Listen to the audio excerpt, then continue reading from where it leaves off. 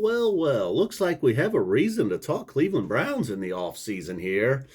And I assume, I know for sure that they would trade all of these awards to be playing in the Super Bowl tomorrow night.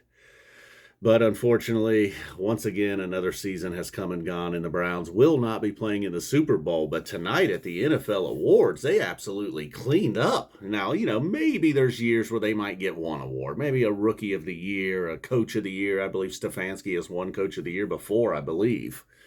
So we'll just lead right there. Coach Kevin Stefanski, and probably a deserved award considering the injuries they dealt with, not just at quarterback, but to Nick Chubb, the offensive line. Yeah, the defense was kind of banged up throughout the year. Denzel Ward, even Myles Garrett had some injuries towards the end of the year that he was dealing with. Maybe slowed down his production on the stat sheet a little bit. But if you were watching the Browns games week in and week out, you saw Myles Garrett and what he was doing. And before the injury did slow him down a little bit. And the reason we have shifted here to Myles Garrett is because he was the Defensive Player of the Year. The infamous DPOY award. Finally, he's now 26, 27 years old, so still very young, could win more of these. But every year he's in the running. It seems like he's maybe going to win it. And then somebody else just has some ridiculous year. The Browns usually left out of the playoffs. And Myles left empty-handed. No Defensive Player of the Year. But this year, so Stefanski Coach of the Year. Myles Davis Defensive Player of the Year. Maybe both slight surprises. I feel like maybe Myles was favored to win it. But I don't know about Stefanski.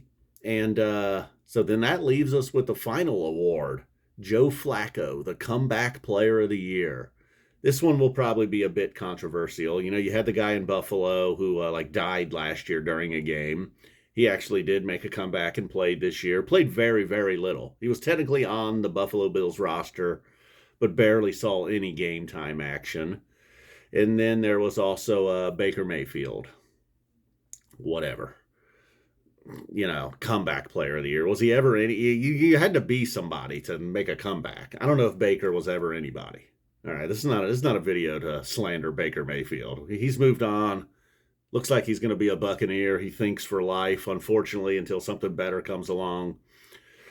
Baker's going to be the quarterback in Tampa Bay. So good for him. But more likely, or more importantly, congratulations to Coach Stefanski, Myles Davis, also known as Myles Garrett. And congratulations to Myles Davis, too. I mean, he had a fantastic life. And then there is Joe Flacco, the Comeback Player of the Year. I don't know. I'm just a little bit in shock here. Not that this is that big of a deal. These awards really don't mean much outside of it means something a little bit. It means they're finally getting a little bit of recognition. They were the laughing stock for years. Then they started to get a little bit of respect.